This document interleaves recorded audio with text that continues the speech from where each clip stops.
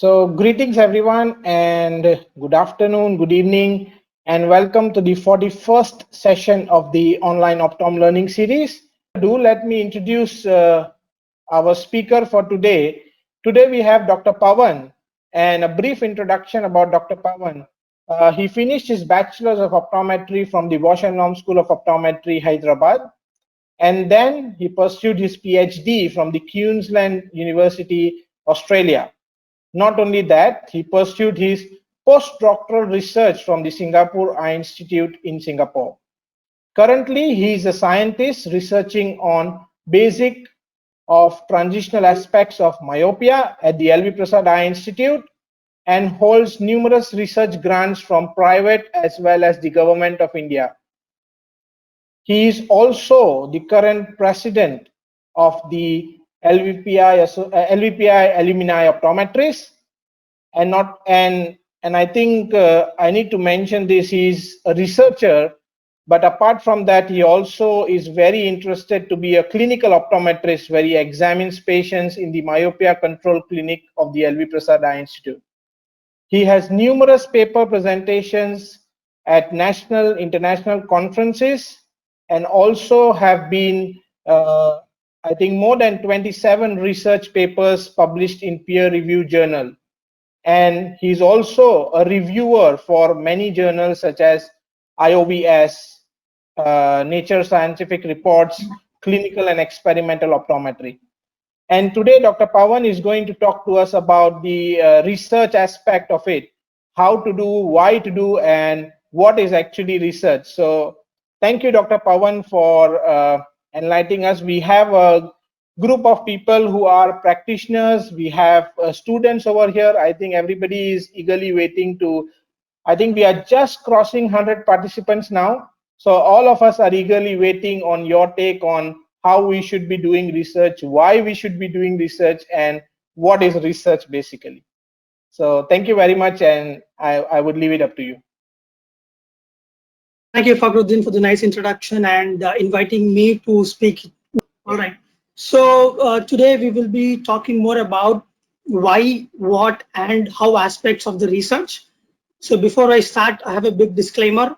So whatever I will be speaking today for the next 40-45 minutes, these are absolutely my views and are based on my learnings, and there is no fixed way to do research. So you can always choose whichever way you like. And today's talk again is helpful for somebody who is at the beginner level of research writing or who just started their career in research. The other disclaimer is I have a lot of images in the presentation, and these are obtained from the Google Images. So the objectives of today's session are we want to learn how to conduct research and how to write various sections of the scientific manuscript, and to understand a little bit more about what are important aspects in research. Specific objectives that we would cover in the next 40-45 minutes, and starting with the quote by Nobel Prize winner Albert Schend. And he says, research is to see what everybody else has seen and to think what nobody else has thought. So the other side, we will cover why, what, and how aspects of research. Let's begin with why does somebody has to do research, or what's the need for getting involved in research? Now, straightforward answer to that question is simply to benefit life. Now, be it animal, human, or any organism, we want betterment, and that's why we have to do research. Now, the different types of research, but the long story short, why we do research? Number one, you want to develop something new. You want to discover something, you want to invent something, or you want to develop new theory, or you want to improve your understanding on the existing knowledge. You want to make life simple, meaning centuries ago the telephone was developed, but now we have a mobile phone. And likewise, to make it even better, the CRT monitor screens, the big computers, were now transformed into laptops, and we are seeing everything in palm-based phones. So when does the research start, or where does the research start? Quoting Albert Einstein, the most important thing is not to stop questioning. So the research starts at questioning. The first thing that we have to do is question ourselves or question anything. From that question, either you know the answer or you get an answer straight away, or you don't get an answer. And that's where you jump on to the literature review. And then you see, okay, there's some literature that's available. Did it answer my question? If you got an answer, that's the end of the story. There is no loop again. But if the answer is not clear, you would find so-called rational. What is missing in the literature? What did I not understand? What is something that I can take it up further? So, and then you will develop aims and objectives. Now, once you know what you're going to investigate, next step is, okay, how am I going to investigate? That's where the methods come into picture. Once you know your methods, you will jump on to the data collection. Until data collection, I call it as pre-production. Let's say if you're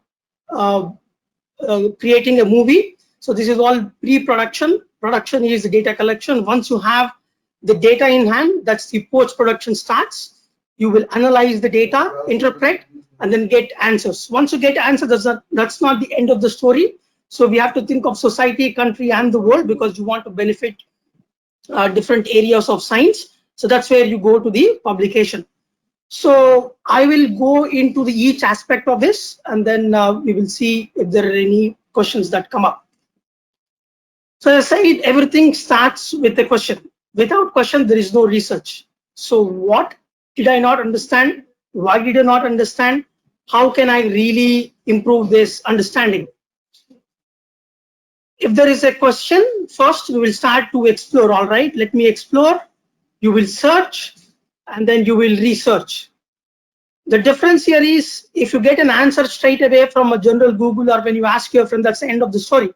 But if something does not come at explore level, you will do a bit more vigorous search and then research to understand, okay, what is the other evidence that we have. Again, after vigorous research of the literature, you have multiple options. Either there is clear-cut answer, end of the story. The other possibilities are there is no answer. The information is a bit vague, superficial, or there is no evidence as of now, which means there's no literature. All right, so let's jump on to the more sophisticated search engines. So if you search in Google, maybe you will not be able to get everything. So to search any research related article, we have specific search engines like PubMed, Google Scholar, Scopus, or ResearchGate. And then you will type in your keywords, whatever the topic that you want to investigate or you have a question about. Again, we have two options here. Either there's no information, 0 articles found, which is the green zone here on the left side, or there are few similar papers. Now, if there is no information, does not mean we will jump on to conducting or investigating that specific aspect of research. For example, if you search eating ice creams versus association with myopia. Sorry, I do myopia research. I cannot talk without bringing in myopia. So if you want to understand eating ice creams versus or eating grass versus myopia, now if you Google, maybe you will not find any article or any evidence to see any association. Does not mean, hey, there's no information, let me start this research. So we have to really look at something called biological reason for your starting a study. We need to see, okay, if I eat ice creams, what could trigger and why will myopia develop or why will not myopia develop? Same is the case with grass. So we need to really see what biological entity would alter in the eye and that could trigger for myopia. And if there is enough scientific backing, then you should take that study up. Just because there's no information does not mean we should take that study up. So the second case is we have a few papers, then majority of the times what we do is we read a paper and we think that, wow, this is fantastic, this is the best paper that I've read. But as a researcher, what's important is we have to criticize the paper and identify the gaps in the literature. Everything cannot be best. So you have to really look at what is missing in the literature. I would usually do a tabular format, as you see here. What I would do is if I'm searching for articles, maybe there are 10 articles. Now to summarize everything, if I read one article today and then 10th article after 10 hours or maybe after 1 month, to remember everything, it's a difficult task. So it's always a good idea to start off the tabular format. Simple table as serial number, author year, methods, major conclusions, missing entities, 5 to 6 columns. Once you have these 10 in order, you can always see, okay, what's missing. Now you get a total bird's eye view. What's missing? What's the overall story? From there, you will identify the so-called rationale. Once you know your rationale, you now have to develop what is the aim of the study. Just developing aim does not make a complete sense. You have to understand, okay, I'm doing this study and my expectations are, what are your expectations? Let's say we took the example of ice cream versus myopia. So let's say I'm investigating eating ice cream may trigger for myopiogenesis or myopia development. Keep in mind, there's no association. This is just for our understanding. So the hypothesis, I shouldn't start saying, look, I will investigate, let me find whatever I find. You should always expect something based on the scientific reasoning. Maybe say that if you eat too much of ice creams, the hormone in the eye releases dopamine, etc., and then that could trigger for myopia. So I would say eating ice cream is associated with severe degree of myopia. For example, this is again, there's no association, but I just made it up to ensure we all on the same page. So the hypothesis is very important. And then you would say that, okay, now I'm ready and I can start the research. Once you are ready with the aim hypothesis, which means you have already understood why you are going to investigate this. What's the problem? What's the rationale? What are the aims and what are the objectives or the hypothesis of the study? Keep in mind that aims and objectives are two different entities. A lot of times we tend to use aims and objectives interchangeably, meaning at times we use aims, at times we use objectives. Clearly, please note that aims are different. Aims always tell the big picture goal, whereas objectives tell you how are you going to achieve your aim using specific entities. You can have only one aim, big picture goal, multiple objectives to ensure you to accomplish your aim. So once you know this second column, what are you going to do? You have to look at, okay, now I know what am I doing. Now, how should I really investigate this? That's where your methods and the instruments or the participants, whom should I recruit? What instrument should I use? What sort of design should I use? Keep in mind that work not written is work not done. So this is unknown author, but this is very important. Whatever you have done so far, you have read literature, it needs to be written up. There should be a tabular format. You have understood the scientific backing of your rationale, you should write that up. So you have to always comprehend or comprehensively go step by step. You will start with one letter or an empty page, but over a period of time, that should pile up and everything gets added up to the same document. So whatever you have done needs to be written up, and then you will go on to building your methodology. So methodology, you have to understand that the moment you complete your methodology section, 50% of the study is complete.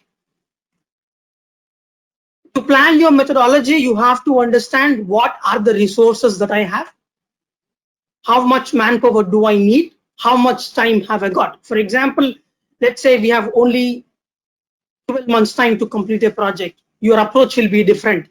Let's say you have a lot of money to investigate, then you will use much more sophisticated instruments or the resources. So let's say you have 4-year time, much like a PhD, so we'll go much more deeper, build up on multiple objectives, multiple aims to complete the entire big picture. Do a SWOT analysis.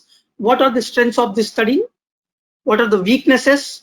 What are the opportunities? If I complete this study, what am I going to tell to this world? What are the threats? Is there anything like I might not really get what I'm expecting? That's a SWOT analysis that you have to do for any project that you look at. So once you enter the data collection, keep in mind that data is everything. Without data, you cannot write anything. Without data, you cannot really, like the example of ice cream, if you have the data, then everybody will be silent. Data, so we cannot really say much. So data plays an important role, and we should manage it very well. Respect the data. After completion of each participant, please save the data into your hard drive, save it at multiple places. Do not think that after 1 month you will get the data from somewhere. Save it after end of the day. Save it in multiple places. But thing is, you can always share the Excel sheet into your hard drive, or in the email, and then you will jump onto the data analysis once data collection is complete. But let's see this. Once you have everything, the resources, energy, time, SWOT analysis, and design.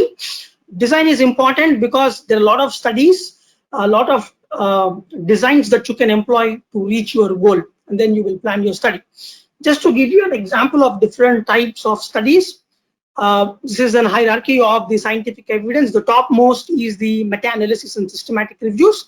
As you go down, the weakest would be case reports, where you see one case and you write a paper, or opinion, you just give opinion, or any scientific letters. Next comes the animal trials or experiments conducted on the animals. Then the cross-sectional studies, where you recruit individuals or the participants for one time. You bring them to the lab or the clinic, get the measurements that you want, and then you send them off. That's a cross-sectional data. Case control, you will have two groups. There's one group called cases, the case that you want to investigate, and there will be controls. For example, we talk ice cream, somebody will be eating ice creams, somebody will not be eating any ice cream, so that will be controls. So likewise, you will look at specific cohort, and then you will follow them at different time points. If you want to look at causation, I want to see if this causes that. If you're looking at causal relationship, it's important that you stick to the longitudinal study, meaning you get the information in multiple time points, be it yearly, be it 6 monthly, or different time points. And then once you synthesize everything, so randomized control trials are very precious. If there is any intervention, any sort of treatment that comes to the market, that should have undergone randomized control trial, meaning you will give that treatment to one group, and then you will have some control group where you will not give the treatment, and then you will follow them over a period of time, and then you look at the outcomes. And then meta-analysis or systematic reviews are very important, and they stay high, and the strongest, they are called the strongest evidence givers, because in the meta-analysis or systematic reviews, you consider different studies. You will consider some randomized control trials, cohort studies, mostly the RCTs, and then you will compile 10 to 15 studies, and then you say, hey, out of 15 studies, majority are showing some effect, and this is great. So design is very important, and you have to plan your study depending on what's your aim, come to the design, and then proceed accordingly. So there's a saying, even a monkey can be trained to press the buttons. A lot of times students are given opportunity only to press the buttons in the lab, be it an instrument, be it a technique, whatever, which is very bad. If you want to really understand the process of research or the research journey, and understand in and out of research writing, how to think analytically, put everything in one place, you have to come out of the data collection mode. Please understand that research is beyond data collection. So coming back, so we have a question, we did literature review, we got rational aim hypothesis, methods are now understood, we went to the design. You have to really look at what sort of sample are you looking at. Then you will jump on to the data collection. As I said, data collection is precious, but at the same time, this is not the only entity that will give us the scientific experience or the research experience. So jumping on to the post-production now, where you have data in hand. As I said, keep in mind, we have to back up the data every now and then, preferably every day, and you will look at the data for analysis once everything is complete. So I will stop here for a minute. If there are any questions, maybe I will answer that, then we will move on to the next step. Okay, yes. So there's one question, how to start pre-production for thesis writing? Okay. Research writing starts from day one, be it your manuscript writing or thesis, somewhere you need to start. So it starts with a blank page, and it starts from day one. Whatever you talk to your mentor, whatever you do on day one to the end of your thesis completion, everything needs to be written up in a systematic manner. So you can start off with, let's say, your broad topic, how to make presentation. So you start off with what presentations are, where they're used, etc., and then you build up till you come to aim hypothesis. It will take some time usually to understand what's missing in the literature, but does not mean you will not write anything. It should start from day one. So the other details about writing manuscript, you will see it in the next few slides, and then you can ask more. Yeah. Okay, one more question is on data collection. Would you also want to address something on ethics approval? Is it very necessary, and how would you go about it before you start collecting your data? Ethics, without ethics approval, you're not supposed to start research. You're not supposed to start data collection on human volunteers or any animals. So either animal ethics should be approved. You should either get animal ethics or ethics approval to conduct studies on human volunteers. Every institute will have their committee. It's called ethics committee, and then there's something called IRB, the institutional review board. The people will meet from different domains, and you have to submit your proposal. This is my proposal. These are the aims and objectives. The major concern or major thing that will be addressed or questioned is this research safe to be conducted on humans or animals? If it's safe, the IRB will approve it. Number one, they will look at will you add anything new to the science, or is it just already existing and you're repeating something? Number two, are you harming anybody just because of your curiosity? You should not harm individuals, humans or animals or any organism. So for which human ethics approval needs to be approved, and this is mandatory. There are a few studies where you don't have to get IRB approval or the ethics approval, where you do a survey where you're not getting any participants information, or you're not really getting any measurements, etc. In such cases, or they will exempt it. But it's always wise to approach IRB, say that, okay, this is what I'm doing. Is there IRB from our institute, or is it okay for me to continue? For example, you're building a new instrument. There's nothing like IRB unless you go to the next step, which is validation, etc. Okay, and in continuation with the ethics part, there's one question. How can an independent researcher or practitioner do research without ethics? What's your take on that? It's good that somebody not at an institute or research institute is willing to conduct research. Now, in such a case, you should collaborate with a research organization. Any academic, any university or any academic institute or any research institute where there is a provision for you to get IRB. Okay. And one question on paper reading. So when we are in the process of literature review, is there any way of quickly reading a paper? In research, there is nothing like quick, unfortunately. There's something called abstract in the first page. You can always go through that. But if you really want to understand what's missing in the literature, nobody will give you what are their limitations in the abstract. In your abstract, you want to be the face of the paper, so you will ensure the important parts are written, and then you will tell that what are the major outcomes. So the limitations, what's missing is not written more. So you have to really read through the entire paper. There's nothing like shortcut in research, unfortunately. Okay, and few of the questions are on writing, so I'm gonna keep that for later. Okay. But one question, just one question before we proceed with the second part of the session. Could you please focus on quantitative versus qualitative research? Well, I did not dwell into the research methods and the type of research here because that takes entire session. Yep. Well, quantitative versus qualitative, the qualitative, you're looking at more subjective responses, like a questionnaire-based studies form into the more qualitative research side. You will look at the quality of life of individuals using questionnaires. You want to really understand risk factors based on the questionnaires, based on the surveys. These are all under the qualitative. And the quantitative, whatever you physically get the measurement and there's a numerical aspect to it, you call it as quantitative. So the statistical analysis will be different.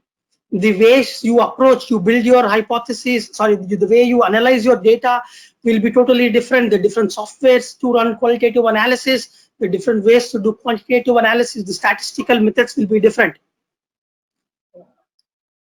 And one last, because it's on ethics again, so I just want to take that. Is it necessary or mandatory to get any ethical approval for case report publication? Well, yes and no. I think even for the case reports, are you looking at something that's too specific? What's important, even if you're looking at case report, at times you will have additional questionnaire or extra information. What sort of information would you gather? What relationship do you want to investigate with that specific disease? Let's say you're looking at specific disease and then you want to pile up few cases on that. End of the day, you want to match it with from where they come, specific community, cultural aspects, etc. So there is no harm in approaching IRB to sending them one draft proposal to see what they think. Ideally, I would say submit the proposal and then get an approval so you're in safe hands. If you're just looking at cases, maybe not, like you're compiling the data. End of the day, these days we have something called electronic medical records. These days we also have, from long time we have physical reports where confidential information will be there. So it all boils down to, if you're looking at confidential information, is it really important to get that information? If yes, I think we need to approach IRB, tell them upfront that this is what I'm going to investigate, and take their approval. Okay, And I think we can move ahead. IRB is always safe. They will always provide you some feedback, what is right, what is not right. If there is IRB approval, and it always gives you that confidence to approach volunteers. Okay, thank you. I think we will take the question on writing later. I think we can go to the second part first. All right. Yeah. So let's go next. So now we have collected the data and then we are looking at writing it up for a scientific manuscript for publication in any journal, be it national, international. Now, one thing that we have to remember is the piece that you are writing will not be read by you. You have submitted the paper to a journal and it will be read by somebody.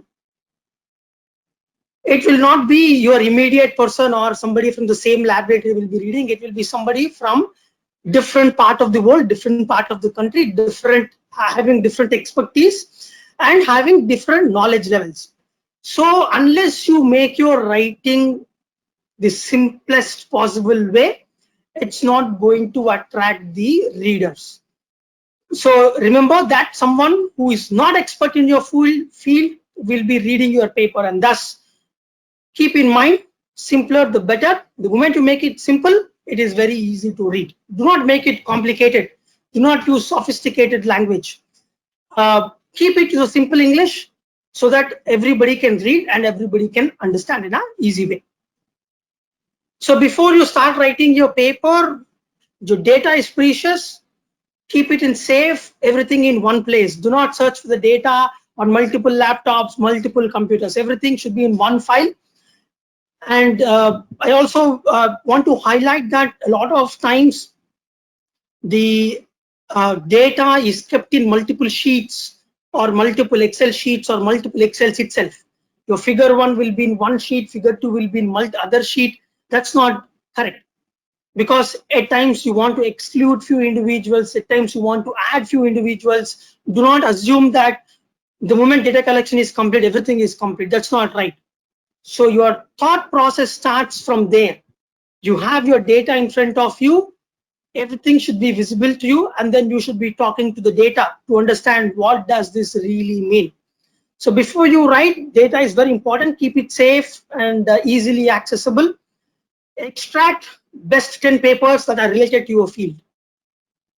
You're writing one specific paper now, you have investigated that, so you already done a literature review. So you know the papers that are in that field. So bring that up to one specific file, read them all first again. Although you might have read it before data collection, does not harm you if you spend extra hour or extra few days to read those 10 papers back again, so that you know what exactly has happened again and in which way you're going. Out of the 10 or 15 or whatever papers that you have shortlisted, have 2 to 3 the best papers that are closest to your research that you have conducted. So you identified, okay, this is great, but there's missing entity. This is great, but they did not choose children. This is great, but the methods are wrong. But these are all published in high-rated journals. The writing is good. The figures are nicely done. So you have to keep that next to you. And because you're writing it for the first time or second time, it's always good to keep them, open it on your computer, see how the first paragraph is written. Okay, this is how the first paragraph is written. Come back to your paper and then write it up. Go para by para, one step at a time, but keeping papers next to you will be of great benefit. So first section we talk about is the introduction. So in manuscript, what we have in general is introduction, methods, results, and conclusion. Let's say introduction, methods, results, and discussion. Now, in the introduction, the shorter, the better. Remember that do not talk everything. It's not a thesis. To give everything in one page type. So if you look at this funnel, you start off with a wide introduction, meaning you start off with a very broad topic, and then you narrow it down to being more specific. So you should start off with something to do with your topic, but in general. Before you narrow it down to being more specific, you will start off with overview. Let's say the prevalence of such disease, the risk factors are like this, and then you will say, all right, now although there are many risk factors, this is something that has been investigated more seriously, or that is something that is of interest in the recent decade. So you will narrow it down to being more specific. Remember the funnel. So here I have written in first paragraph, second paragraph. This is how I follow, but you can always have a couple of paragraphs. Do not look at paragraph, but say these are sections. The first section of intersection, first section of your introduction is your background. In general, what's the story about that specific entity, and bring it down to being more specific. The second or the third paragraph will have more details of your own project. I mean, the articles related to your own project. So summarize the latest and the best evidence. When you talk about the 10 other papers that are similar to what you did, or something that's similar to your field, keep in mind that you have to look at what's the sample size, what's the age, what population, give percentage, confidence interval wherever possible, and no vague statements, please. In research, you cannot be vague, and no qualifiers. The X et al. Has conducted a study on bigger sample size, on a young population, or in very taller individuals. So that very is very bad in sense. So use of very should be carefully used in research. Do not use qualifiers. How much big is big? How much very is very? How much small is small? How young is young? How big is big sample? So these are all very important to understand. If the study is not good, do not summarize in detail, just keep it short. So third paragraph, or once you complete your first paragraph, which is background, second paragraph is your detailed literature review. Third paragraph, or the next section, is the rationale. What is already being done and what is missing in the literature. So keep it, we can always use words like however, but, nonetheless. At times, even if I'm reading paper, I want to really understand the rationale, what's missing in the literature. So I will Control F and search however, and see, I will come to the direct point. A, B, C, D, E, F is done. However, this is missing. A, B, C, D is done, but still this is not clear. So something like that is important for us to look at, to understand what is missing in the literature. Any paper will have such information, what is already done, what's missing in the literature. And then you will come up with what can be done to fill this up. Important, as I said, eating, you cannot just say eating grass will lead to some disease, or eating grass will lead to myopia, or eating ice cream is there association with myopia, etc. We need to always have what's the scientific backing, why do we have to conduct this study. So next comes, once you summarize the literature review, then is your rationale. Then along with that, you will write, therefore, the aim of this study, or the aim of this investigation, or this study investigated. That's the aim of your study. Special, because people will look at why you have conducted the study, and then what is the important part of your study, which is aim. So coming to the methods, remember, introduction, the shorter the better. Methods, the detailed the better. You should give lot of details. First paragraph, important to give study population, what age group are you looking at, what refractive error group are you looking at, what's the inclusion exclusion criteria. In short, did you get IRB, what's IRB approval number? These days journals do ask for IRB approval number. And did you get consent? Is it verbal consent? Is it written consent? If it is child, did you take consent from parents? If somebody is younger than 18 years, they're not eligible to give the consent. Did you take an assent? How did you do the study? That sort of thing goes into the first paragraph. Now, second paragraph, or next two paragraph, concentrates on the data collection process. What sort of data did you look at? What measurements did you obtain? What instruments did you use? And did you use something that's not routinely used in clinics, or that's not routinely used in the research setting, something that you have developed, some image analysis that you have used, some sophisticated technique that you have used, which nobody has used till now. So that details needs to be given. Now, we have to also look at who collected the data. At times we call intra-observer variability or inter-observer variability, how the instruments are they good enough, what's the resolution of instruments. So in methods, before you choose instrument, it's always important to look at what is your aim. If you want to investigate something that's too finer and your instrument cannot detect that, there's no point in using that instrument. You have to use, because if you look at, you want to investigate changes of changes in, let's say, 1 centimeter, but you have a scale that measures only 10 centimeters or 1 meter. So the small changes, your instruments, the so-called scale or the rural, will not be able to pick it up. And thus, right instrument is very important.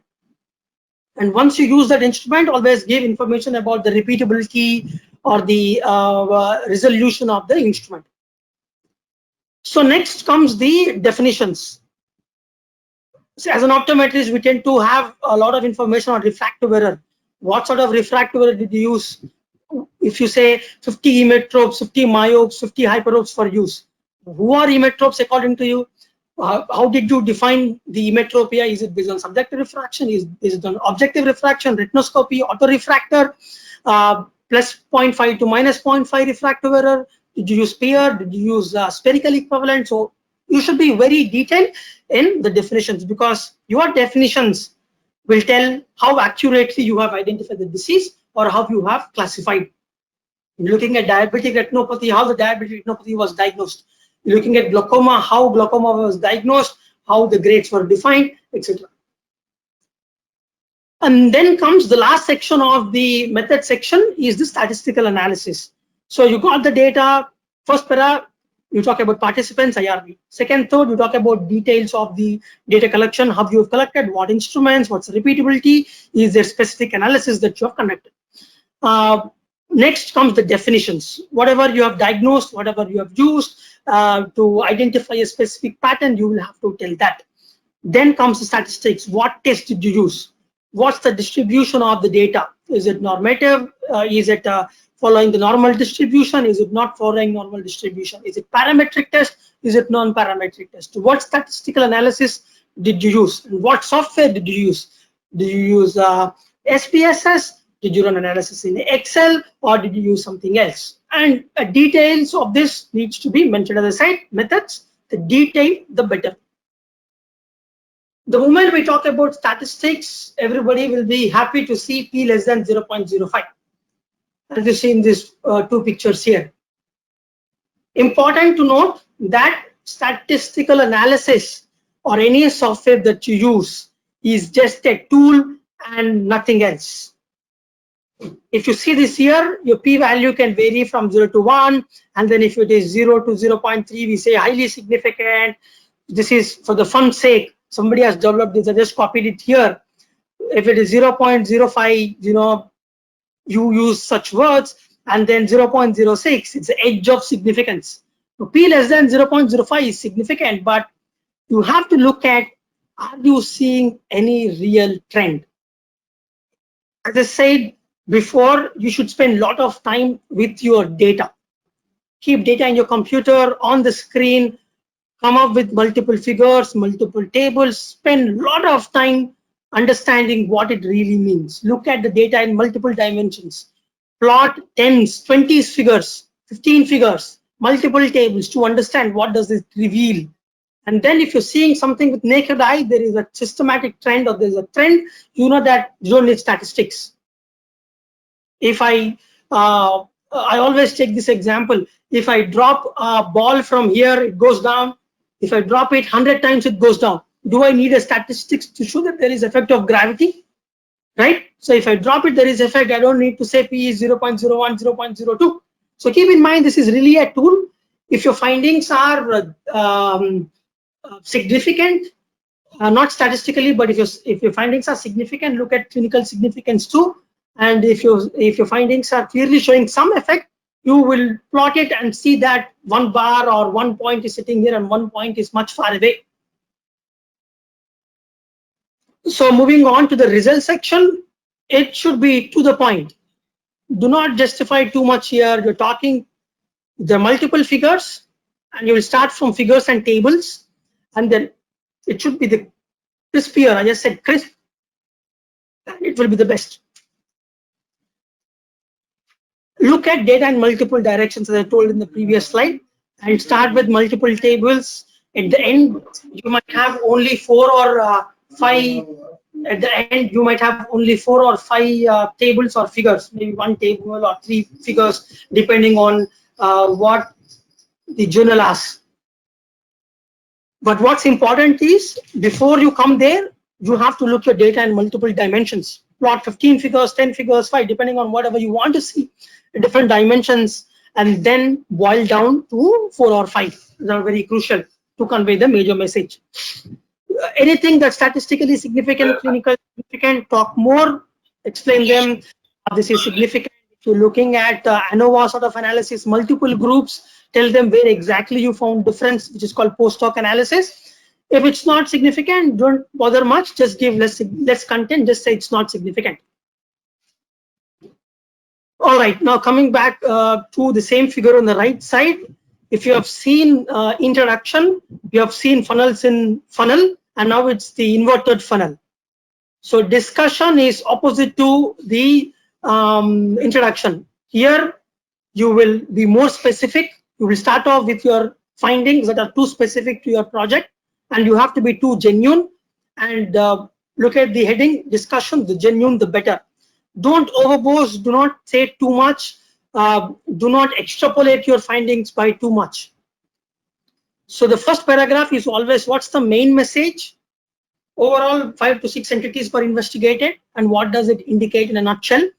And paragraph 2 and 3, you will compare your findings with that of the previous studies. Now, previous studies, when you compare it with them, either you will see agreement or you will see a disagreement. Just say if there is any agreement, our findings are similar to that of the findings reported by whatever author. If there is disagreement, then say why your findings are not in agreement, because you have used the novel technique, because you have used instrument that's much better than what people have used, because you have used children, because you have used different population, because it's a different ethnicity, because you have did the experiment in the morning, whatever confounding variables, you have to explain them, what could be the reasons for the differences. Now, next, you will have explanation for why you're seeing similarities or differences, and the biological reasoning. As I said, I dropped the ball 10 times. My finding is simple. The ball touched the ground 100 times at 100 time points.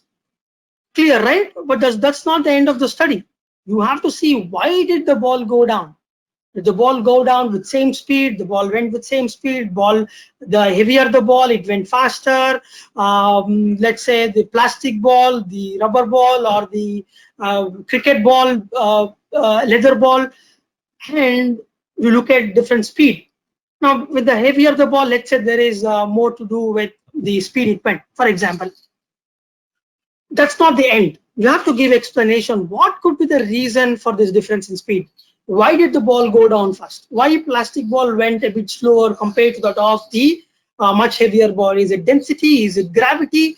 Unless I give that explanation, it does not make any sense to your findings. Keep in mind the paragraph that's highly rated is the explanation with regards to biological reasoning. Why are the changes in the eye? Why I'm seeing these findings? What could be the justification that I can give, or what are the confounding variables, or what are the what I can attribute it to? So fifth paragraph, there are always limitations. As I said, there will be something that you want to do, but because of lack of resource, lack of manpower, lack of time, you would miss on something. So these are limitations that we have to look at. The confounding small sample size, we looked at only 30 individuals instead of looking at 100. You have used the instrument that has poor resolution or poor repeatability, and there's some missing data if you're doing longitudinal study. Some people did not turn up, it's a loss to follow up. All these things needs to be mentioned in the limitations. Before, a lot of times, reviewer, as I said, everybody wants to criticize the paper, right? So it's upfront, it's always good, hey, these are the limitations that I have, but now you justify, are your findings generalizable to the greater audience, or is it specific to your own study, own population? Then comes the conclusion. What does conclusion mean? You have conducted, you have spent time, resources, everything, the study is completed, you have came up to discussion, so what? You have to really say, what does these findings mean? How does this really benefit? As I said, why are we doing research? For the betterment. Either you develop a theory, you develop something, you discover, you invent. How does it really help the mankind or any organism? And what are the future studies that can be conducted based on your findings? What are the applications of your own project? As I already said, do not over speculate, no self-boasting, stay grounded. So with that, we will now move to what are the key points that we need to remember while writing. Research writing is different to the general writing. No qualifiers, cannot be vague, you have to be very specific. Whenever you're using abbreviations, spell out first. Let's say you're using spherical equivalent. People usually write it as SE, or people also use M. That's a notation that's given for spherical equivalent. Whatever you want, you use standard ones. Do not suddenly say SPHEQ. All of a sudden, this is not really followed. So really look at what's the standard ones. And if you're using spherical equivalent in the introduction, say it in the introduction. Don't suddenly say in the discussion. If you're using the term anywhere for the first time in the brackets, you have to say, what does this really mean in short? So introduction, methods, and results usually are in past tense. We say that this et al has indicated, this et al has found or reported, children had. And methods also is in past tense, where you say measurements were obtained or were recorded. Results also, you say that figure 4 indicates. It's usually, if you're looking at facts, it can also be in present tense. For example, I'm looking at prevalence of a disease. You say prevalence of X disease is this much. So it will be in present tense if you're looking at facts. Discussion will have both present and past, because you have to look at future directions. You have to say what are your biological reasoning, could be because of this, etc. Tables and figures must stand alone, meaning you have to give a proper caption, give as much as details to it, figure legends, proper x-axis, proper y-axis, units needs to be mentioned. A lot of times p-values are given left, right, and center.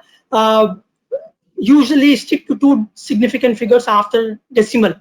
P-value is 0.73, p-value is 0.732, let's say. Don't give 0.7325, whatever, just stick to 0.73. That's sufficient enough, two significant figures. Unless p value is 0.000, just say less than 0.001. Do not write p equal to 0. Let's say p less than 0.001. Other entity that's worth noting is when we report the values, we commit ourselves to unwarranted precision. Let's say we talk about retinoscopy. Your retinoscopy precision is 0.25 diopters or 0.12 diopters, right? But saying that a refractive error changed by 0.3545 diopters, I mean, that's too much. How do you really measure that? You cannot really measure that, right? You can only go in 0.25 steps or 0.12 for that matter, depending on if you're using what type of instruments. Don't commit yourself to unwarranted precision. Whenever you give, please mention the diopters, otherwise it will not be clear. Whenever you go for publication in any specific journal, there will be guidelines given in the journal page. It's written usually as guidelines to authors in the main page. Download that, there will be set rules, and then you can always modify. Important point is we should avoid plagiarism. What is plagiarism?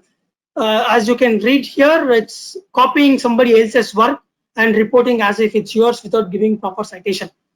And it can be different types. Either you are lazy, you know that you copied it from elsewhere, you copied it from your friend, but you don't want to really give citation because you think that it takes a bit of time. You are crazy.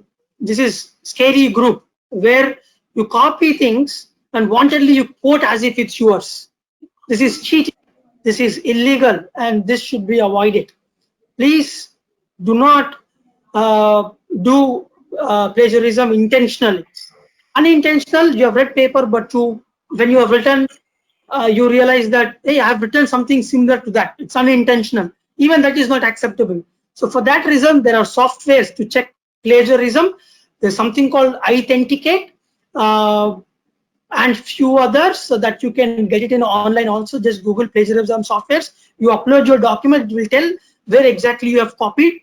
7% plagiarism, 10, 20, 30, 40, etc.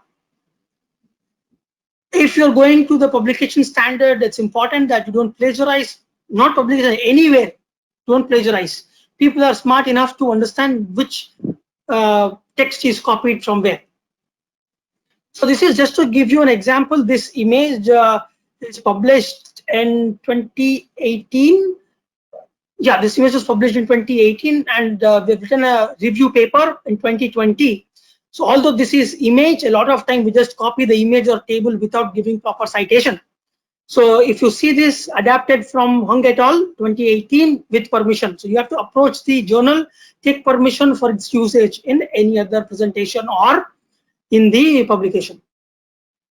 This is another example that I want to quote. This is a figure that I published in 2012 in one of the papers in OPO, and we have written a review in 2020. Although this is my own figure, I have to again approach journal saying, and then have to mention adapted from Verkicharla et al. With permission. So we have to seek permission. Do not insert citations and reference manually. When you're writing a paper or your thesis, do not insert manually. There will be hundreds of citations. There will be 20 citations. There will be 40 citations. If you change anything, it will automatically change. This is a headache if you use manually. So what to do? There are softwares. There's something called EndNote. There's Mendeley and Zotero. Mendeley is free. That's online. It's available online. I use EndNote. Institute provides that. And Zotero is also available online. So what it does is, when you read a paper, you can always say insert copy citation from there to this software, and from the software you can always insert it. The moment you give a reference or insert citation, citation means you're writing a text and you want to refer to that paper. So you say, okay, X et al. Automatically below in the bibliography or references, you will see the references as well. So last thing that you want to worry about is abstract. Generally the journals give specifications. It should be 300 word, 500 word. Look at the word limit and then move on. Just because there is word limit, do not cut down content directly. Science is crucial. Get the meaning right first. First draft can be 500 words, 600 words. Read it, then cut down, keeping the same meaning. How do you want to chop the content is up to you. But I would say first start with clear scientific information, then cut it down. So just to summarize, it's been 50 minutes. I thought we will finish in 45 minutes. So we've learned various aspects of research, especially how to do a research. IRB is important. Without IRB, you cannot start recruiting volunteers. And writing manuscript, we have gone through different sections, introduction, keep it short, methods, give more details, results, crispier the better, and discussion, you should look at the inverted funnel. Figures and tables are crucial. That speaks a lot. Use citations properly. Avoid plagiarism. Use referencing softwares. To write a paper or to do research, you need patience. It takes a lot of time, 1 year commitment, 3 year commitment. Even if you submit a paper, they reject it because of various reasons. You have to resubmit it to different journals. So you need to have patience. Rewrite it till it's ready. And that's where I stop. Keep calm and love research. Thanks for your attention, guys. Fakhruddin, over to you. In fact, if I still have time, I will go through one of the paper just to tell the quick summary. Fakhruddin? Yep. Yes, we can do that. No problem. Maybe quickly, I will just show this. So yeah. The paper published in IOVS. Just to tell you how the introduction started, we said eyes with myopia, more susceptible, more general. Then at the end, we linked it slowly to the sclera because our investigation was to look at scleral thickness. And we then went into the detailed literature review here. Then came back to the aim this study aimed at. Then coming back to the methods, we started off with who are our participants, what age group. Then this is approved by the ethics committee. Then what instruments did we use, and what definitions did we use? How did we define emmetropia, myopia? Who are myopes? And specific analysis was used in this study. So we have specific paragraphs for image analysis. Then separate paragraph for data analysis. What software was used? What analysis was done?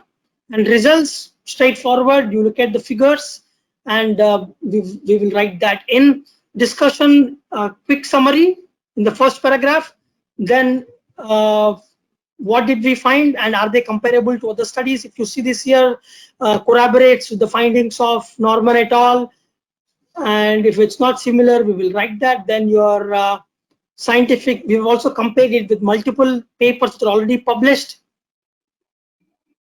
And before conclusion, there will be why did you see specific changes? This is major strengths of the study, and there will be limitations. Whatever limitations we found, we will write that.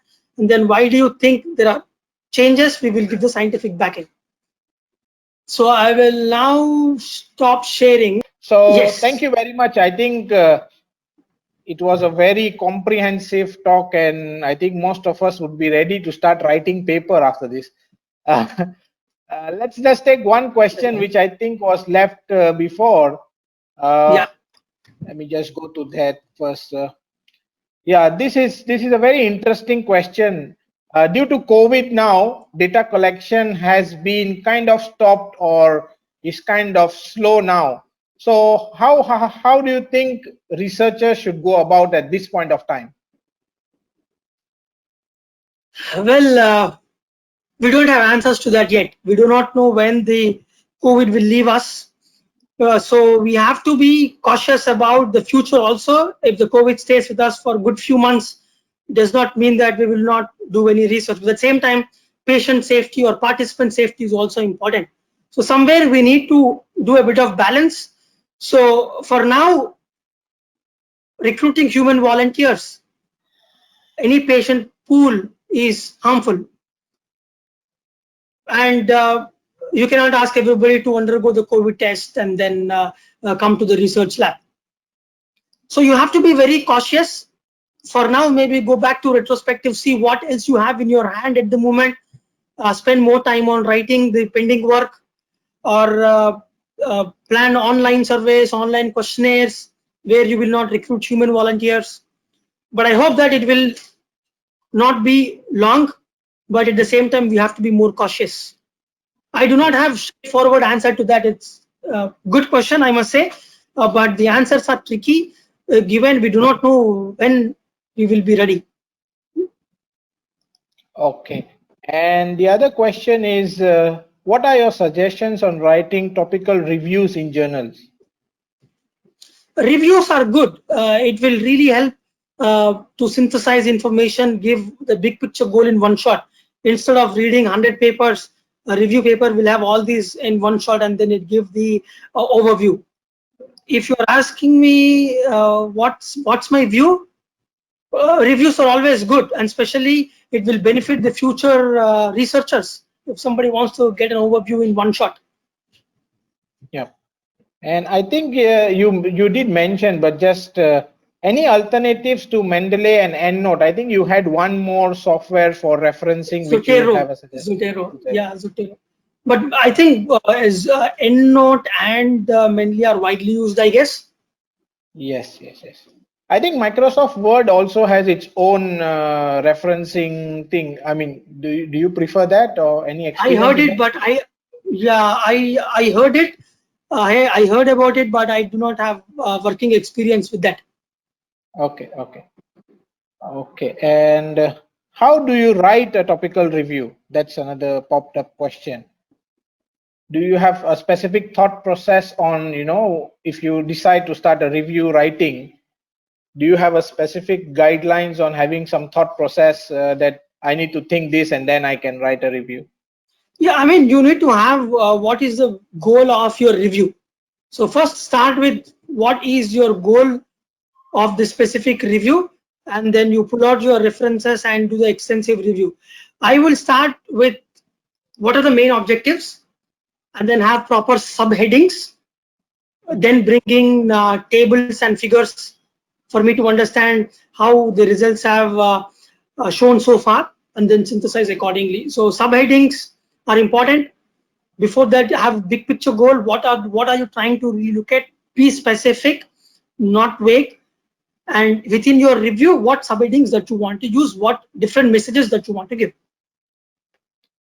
Okay, I think somebody asked what is IRB, and our attendees were kind enough to answer that, which is the Institutional Review Board. Yeah.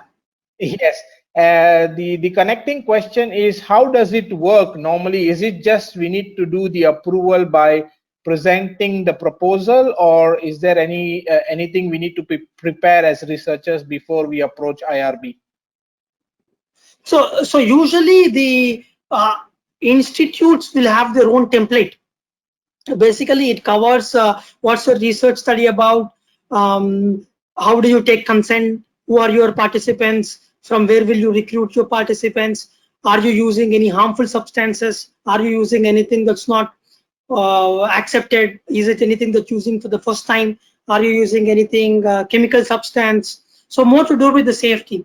So usually wherever there is a ethics committee, they will have their own templates.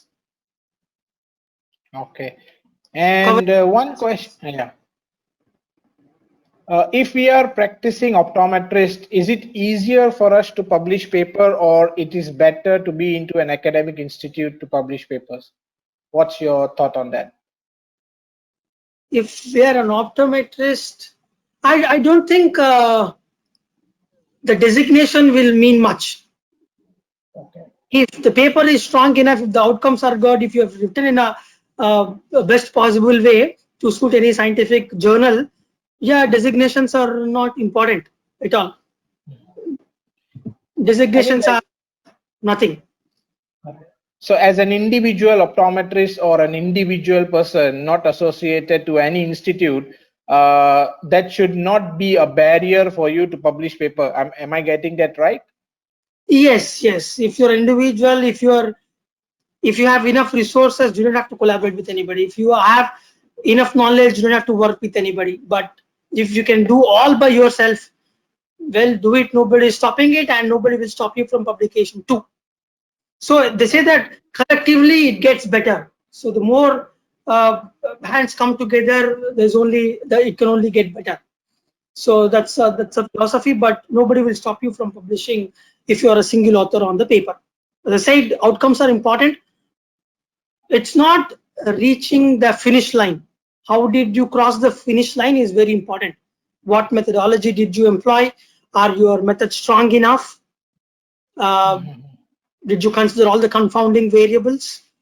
And did you write in appropriate manner? That's what matters. Okay, I think we have answered this during the first Q&A, but I think people are very concerned about getting ethics approval, because as an independent optometrist or an independent researcher, so I mean, you did mention that we can definitely approach academic institutes to collaborate with them. Is there any other way which individual optometrists, if they want to do research in probably their clinical practice, and they want to publish papers, would there be any tips you would give it to them?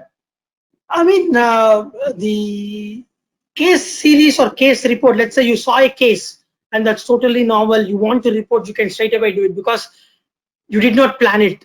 You saw a case and then you found this is something new that I should report, that's fine. But otherwise, conducting an experiment or a cross-sectional or case series or cohort studies or case control studies, in experimental way, you need IRB approval, and any institute will not say no, I don't want to work with you if the proposal is good enough and you are not really looking at non-research side of it. So if you're really genuine, I think institutes giving IRB approval is not a problem. So there's something called tenets of Declaration of Helsinki.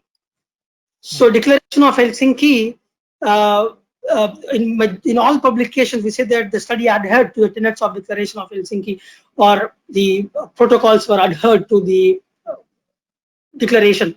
So there are specific rules that were set. You should not harm, how the consent needs to be taken. Consent should not be taken in public. It should be done in private.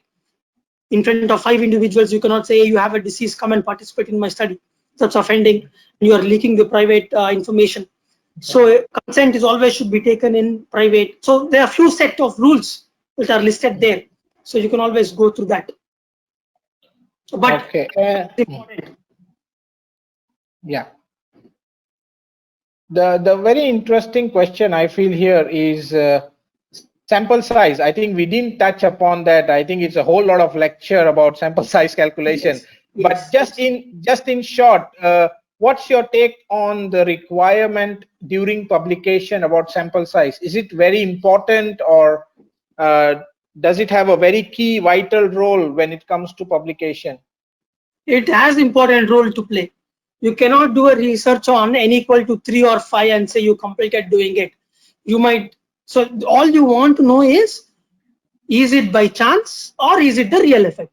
To say that this is really the outcome because of experiment, but not because by chance, you have to have decent sample. As I said, a ball went down 100 times indicates that the outcome is strong. Let's say if I drop the ball only once and it went up, and do I disprove the or will I be in disagreement with the gravitation n equal to 1 or 2, and that too with hydrogen ball, hydrogen gas balloon? So that's what is important, details and a decent sample size. That's the reason we have to say do not use too big of a sample.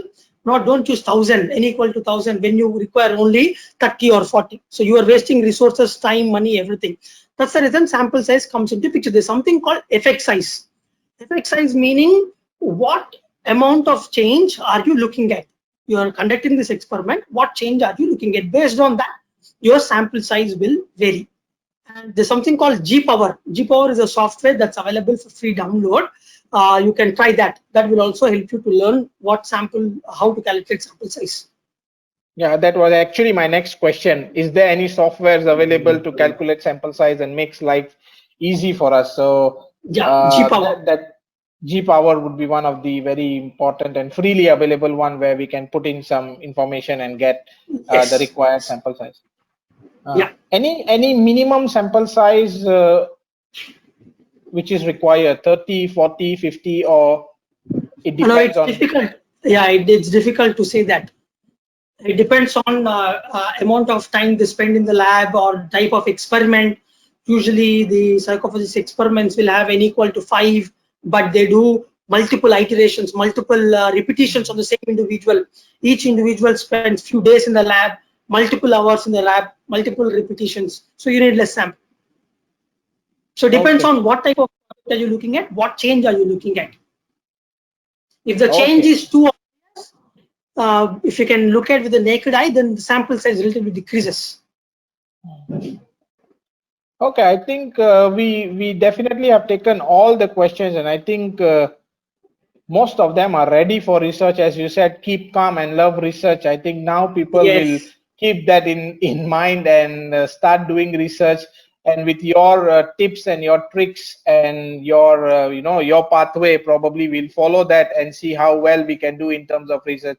So thank you very much, Dr. Pawan, for enlightening us and giving us the direction on how we should be doing whatever we were doing. That's one, but now we probably need to take a different approach. Thank you. Thank you so much, Fakhruddin, for giving me opportunity to talk to people about research. Thanks a lot. Yeah, thank you so much. So I'm just going to share my screen, and I can do it myself. Okay, so I just want to everybody to know for the session we have tomorrow. So tomorrow we have a session on glaucoma, which is on glaucoma medication and its clinical applications by Dr. Arjun Gokani. So tune in tomorrow. So please tune in tomorrow. The timings are 11 a.m. Indian Standard Time and 1:30 p.m. Malaysian Standard Time. Until then, stay home, stay safe, and see you all again tomorrow then. Bye-bye.